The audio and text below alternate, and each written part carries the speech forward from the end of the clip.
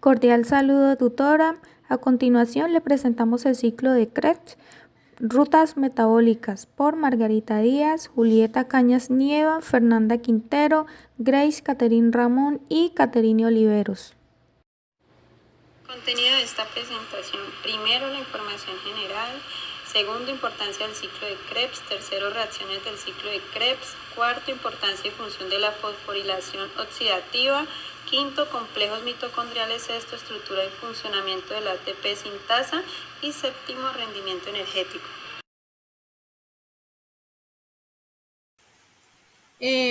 Información general. El ciclo de Krebs, o también conocido como el ciclo del ácido cítrico o el ciclo del ácido tricarboxílico, es una serie pues, de reacciones químicas que ocurren en la matriz mitocondrial de las células eucariotas. Este ciclo, digamos que es fundamental en la producción de energía. Ya que descompone pues, los compuestos orgánicos, como lo son los ácidos grasos y los carbohidratos. ¿Con qué objetivo? Pues para generar ATP. Y pues otros productos importantes para la célula. Este ciclo pues comienza con la formación de el citrato a partir del acetil-CoA y el oxalocelato mediante pues unos procesos, ¿cierto? A lo largo del ciclo de la, pues a lo largo total del ciclo se realizan pues una serie de reacciones que liberan pues dióxido de carbono y pues que generan electrones pues de una alta energía. Que son pues transportados por moléculas de NADH y FADH2. El ciclo de Krebs pues, es esencial en la producción de energía, pues, debido a que pues, genera ATP a través de una cadena de transporte de electrones. Además después del ATP, el ciclo de Krebs pues, produce pues, muchos precursores como tal para otras vías metabólicas de gran importancia, como pues aminoácidos y ácidos grasos, pues y pues también digamos que tiene un papel bastante importante pues en la regulación del equilibrio de ácido-base y en la eliminación de productos de desecho. Y eso es todo. Bueno, como hablamos anteriormente, tocamos el tema del catabolismo de los carbohidratos, el metabolismo de los lípidos y bueno, y demás. Pero pues tenemos que entender que para que esto ocurra debe haber una intervención de ciertas enzimas que participan en toda la reacción o como tal en todo el proceso, ¿cierto? Que es la conitasa, que es el citrato sintasa y es el isocitrato deshidrogenasa. La conitasa cataliza, digamos, la isomeración del citrato en isocitrato en el ciclo de Krebs. Ya que sabemos pues, que el citrato es el producto inicial de este ciclo, ¿cierto? El cual se convierte en isocitrato a través de la conitasa. Bueno, ¿qué hace la conitasa? Implica pues, la eliminación de una molécula de agua del citrato y la adición de una molécula de agua al isocitrato para formar pues, una estructura cíclica. En la enzima citrato sintasa, digamos que se encarga de la catalización de la condensación del oxoacelato en acetil-CoA para formar el citrato del ciclo de Krebs. Digamos que esta reacción es de la primera etapa del ciclo crucial, ¿cierto? Y digamos que es fundamental para la producción de energía.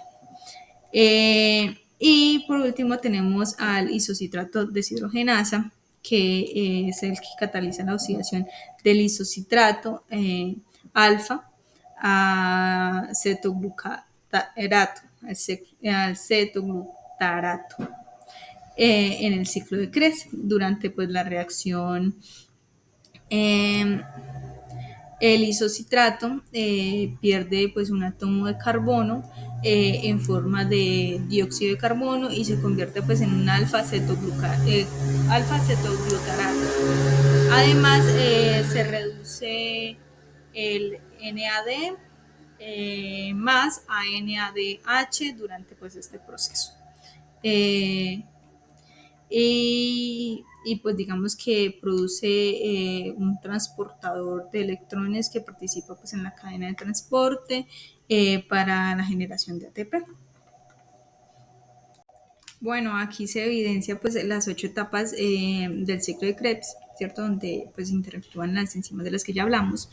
Y pues vemos que en la primera etapa está la formación del citrato, en donde pues se comienza cuando el acetil-CoA, derivado de la glucólisis y de la beta-oxidación de ácidos grasos, se une pues al oxoacelato para formar un citrato. En la parte 2 sucede una isomeración a isocitrato. ¿Qué pasa aquí? La aconitasa, que fue la enzima de la que hablamos anteriormente, cataliza la isomeración del citrato a isocitrato, como ya lo habíamos dicho. En la parte 3 pasa la oxidación del alfa-cetoglutarato. ¿Qué pasa aquí? La isocitrato deshidrogenasa, que fue la enzima anterior también, cataliza la oxidación del isocitrato alfa a cetoglutarato.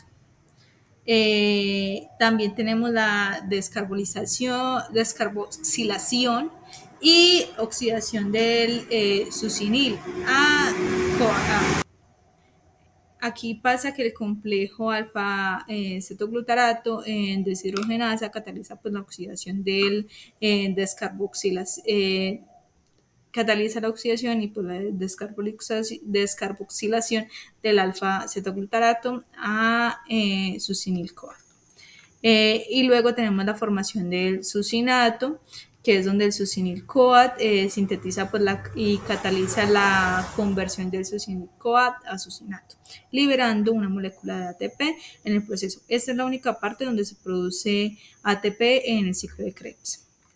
Y luego tenemos la oxidación del fumarato, donde justamente pues, el succinato en deshidrogenasa cataliza pues, la oxidación del succinato a fumarato. Durante pues, esta reducción se reduce el FAD a FADH2. Y tenemos también la hidratación del malato, que digamos que aquí entra algo que se llama xilafumarasa o fumarato hidratasa, creo que es, que cataliza pues, la adición de agua al fumarato para formar malato. También tenemos la regeneración del oxoacelato, donde el malato pues, deshidrogenasa cataliza pues, la oxidación del malato a oxoacelato para producir NADH pues, en el proceso. Importancia del ciclo de Krebs. ¿Qué es el ciclo de Krebs? El ciclo de Krebs, también conocido como ciclo del ácido cítrico o ciclo del ácido tricarboxílico, es una serie de reacciones bioquímicas que ocurren en el citoplasma de las células eucariotas y en la matriz mitocondrial. La importancia del ciclo de Krebs es esencial para la respiración celular en organismos aeróbicos.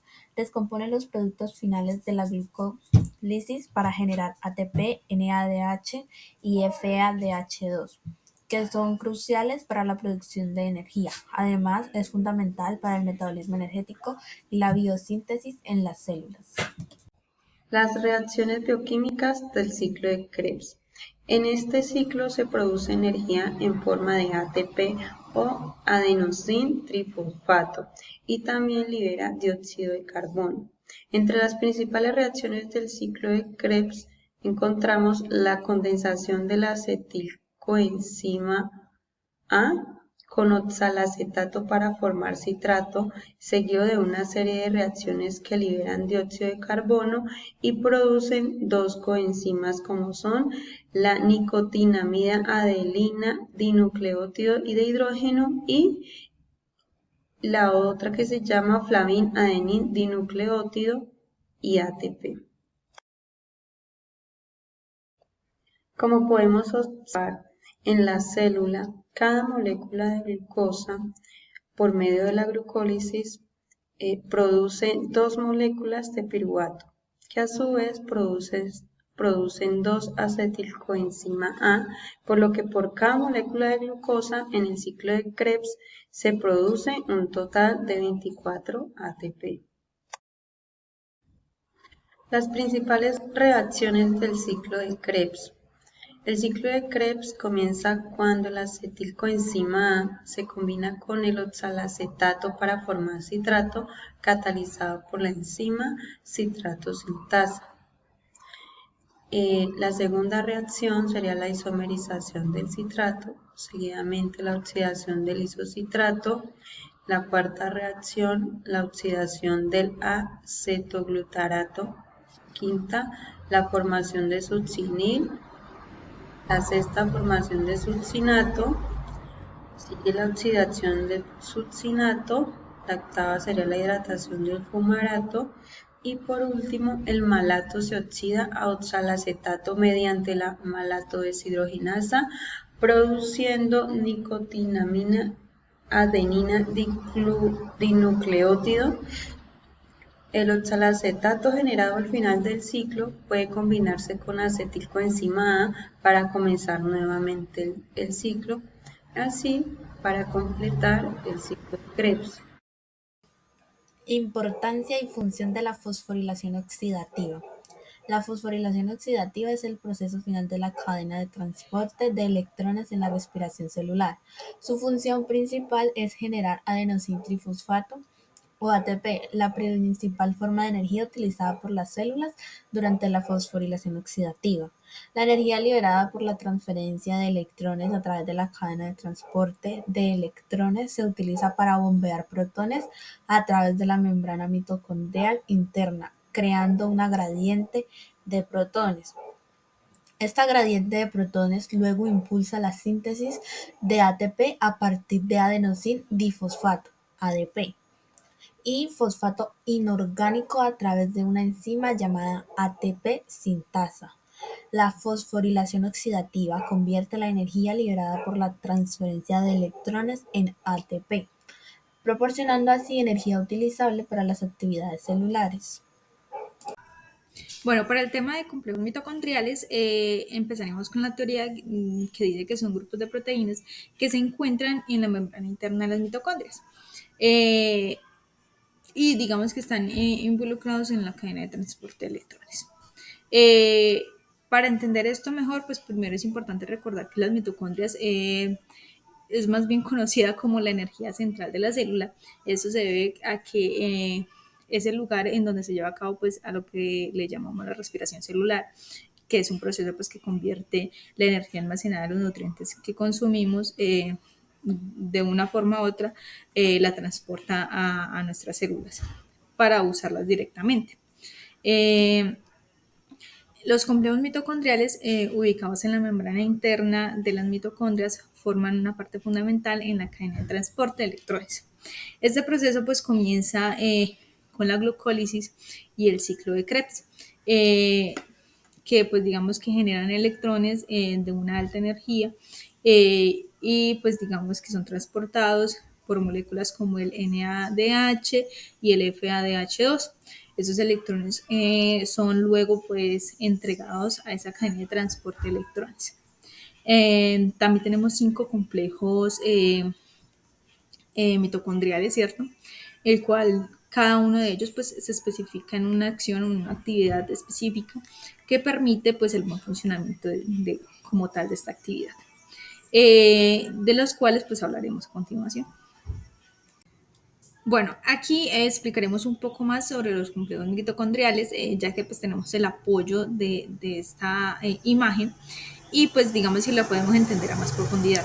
Empezaremos con el complejo 1, también conocido como NADH o deshidrogenasa. Este es el primer paso en la que la cadena de transporte de electrones pues digamos que funciona. Aquí los electrones se transfieren desde el NADH a la ubiquinona. También llamada coenzima Q10, ¿cierto? Este proceso ayuda a bordear los protones H+, desde la matriz mitocondrial hacia el espacio de la intermembrana, creando pues digamos que una gradiente de protones que es crucial para la producción de ATP. Luego, pues tenemos en la parte derecha tenemos el complejo número 2, que es conocido es conocido como succinato deshidrogenasa. Este complejo pues también participa en el ciclo de Krebs y su función principal es transferir electrones desde el succinato a la ubiquinona. A diferencia pues del complejo 1, el complejo 2 digamos que no bombea protones a través de la membrana, pero pues digamos que sí contribuye a la cadena de transporte de electrones. Luego tenemos pues el complejo 3 o citrocromo o BC1 también. Digamos que este toma los electrones de la ubiquinona y los transfiere al citocromo C, ¿cierto? Este complejo también contribuye al bombeo de los protones, ayudando pues a mantener la gradiente de protones. Y el complejo número 4 es conocido pues como citocromo C oxidasa, y pues es el último paso de la cadena de transportes de electrones. Este complejo pues transfiere los electrones del citocromo C al oxígeno, el cual pues se combina con los protones para formar agua. Este proceso pues también ayuda a mantener digamos que esa misma gradiente de protones. Y finalmente pues para el complejo número 5 o a lo que ya le conocemos como ATP sintasa, este complejo utiliza el gradiente de protones creado por otros complejos para sintetizar pues el ATP a partir del ADP. Fosfato y fosfato inorgánico. Es como digamos que una pequeña maquinita molecular pues que convierte la energía del gradiente de protones en la energía química almacenada en el ATP, el cual es utilizada por la célula para digamos que realizar diferentes pues funciones o diferentes actividades. Como tal, un resumen breve, estos son los 5 complejos que pues trabajan juntos de una manera pues bastante coordinada en la cadena de transporte de electrones pues para la producción de ATP. La molécula de energía esencial para las células. Sin esta cadena y sus complejos, nuestras células pues digamos que no podrían generar energía o la energía necesaria para pues sobrevivir. Estructura y funcionamiento de la ATP sintasa. La ATP sintasa, también conocida como ATP sintasa o complejo B, es una enzima compleja que se encuentra en la membrana interna de las mitocondrias y en la membrana celular de las bacterias. Su función principal es sintetizar adenosis trifosfato ATP a partir de adenosis disfosfato ADP y fosfato inorgánico, utilizado el gradiente de protones generando por la cadena de transporte de electrones. La ATP sintasa consta de 2 regiones principales, el dominio F1 y el dominio F0. Dominio F1. Este dominio se encuentra en la matriz mitocondrial y consta de 5 subunidades catalíticas. A3, B3, complejo que forman un complejo en forma de cabeza. Dominio F0. Este dominio se encuentra incrustado en la membrana interna de las mitocondrias y consta de una serie de unidades llamadas subunidades C. Como funcionamiento, fase 1, captura de protones. Durante la fosforilización oxidativa, los protones se bombean desde el espacio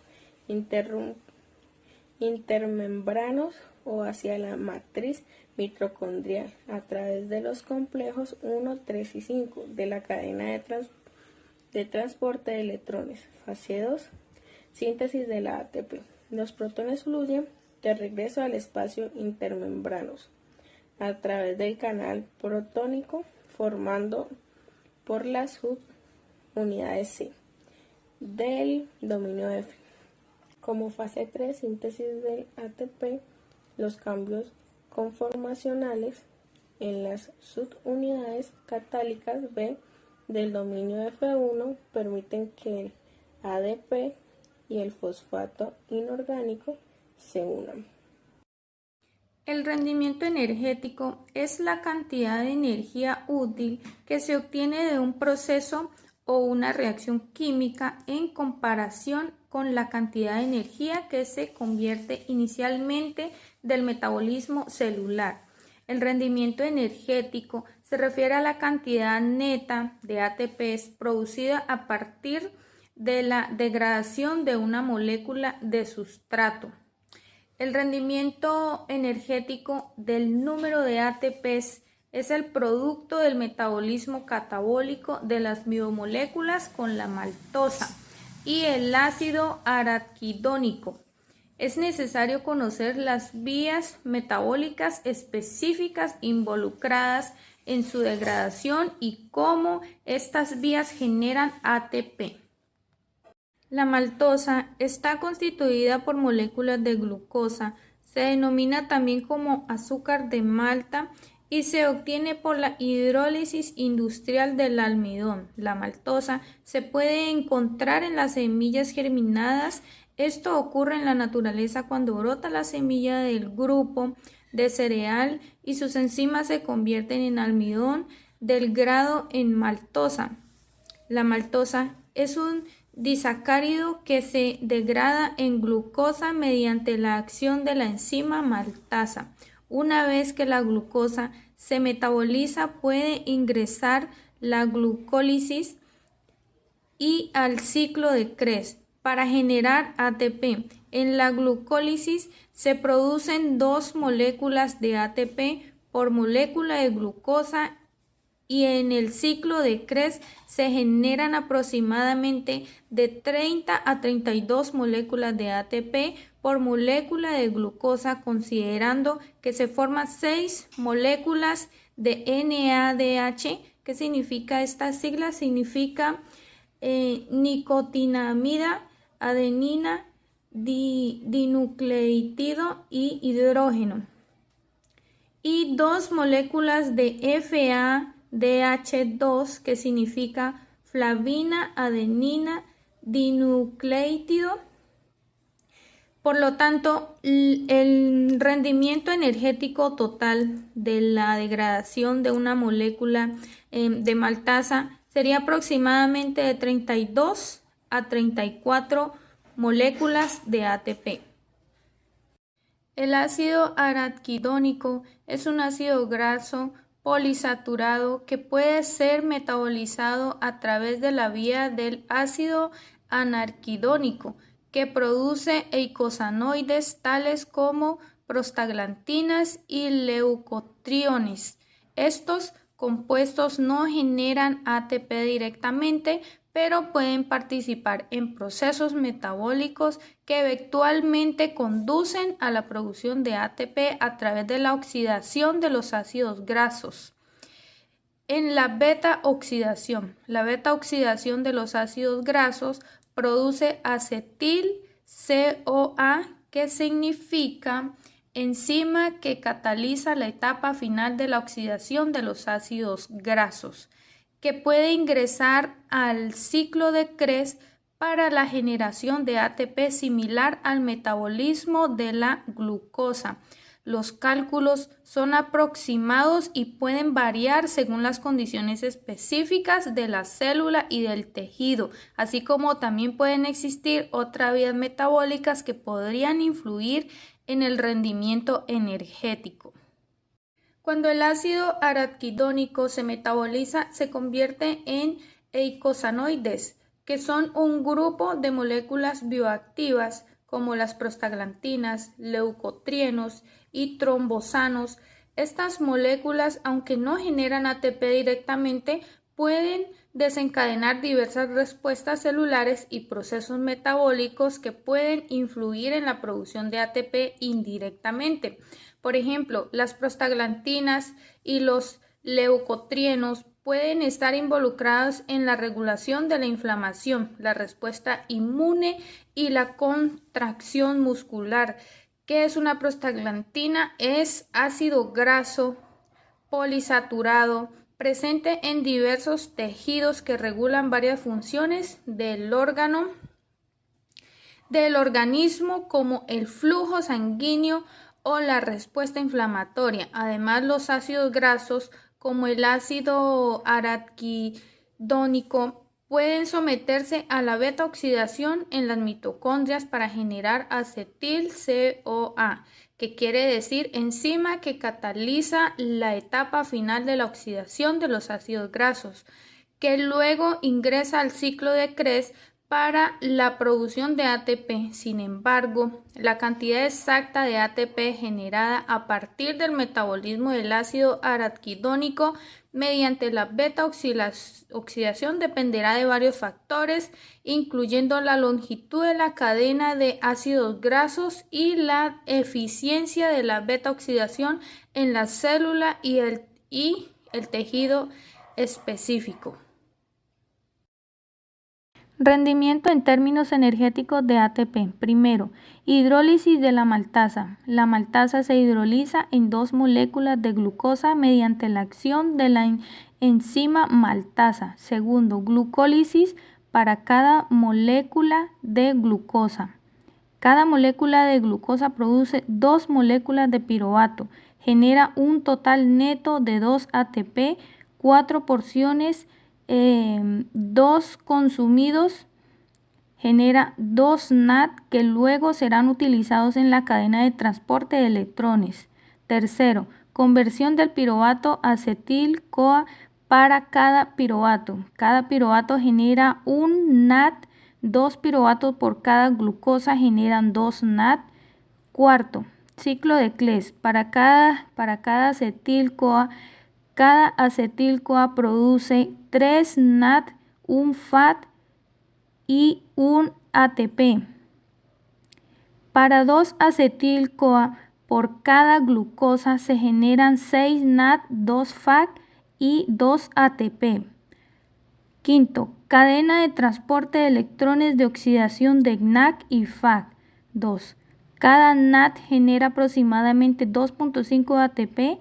Cada FAT2 genera aproximadamente 1.5 ATP. Se calcula el rendimiento total a partir de una molécula de maltosa y 2 de glucosa por cada glucosa. Entonces nos da un resultado total por maltosa de 34 ATP por 2 igual a 68 ATP. Muchas gracias por su atención y aquí están las referencias que sustentan el trabajo realizado.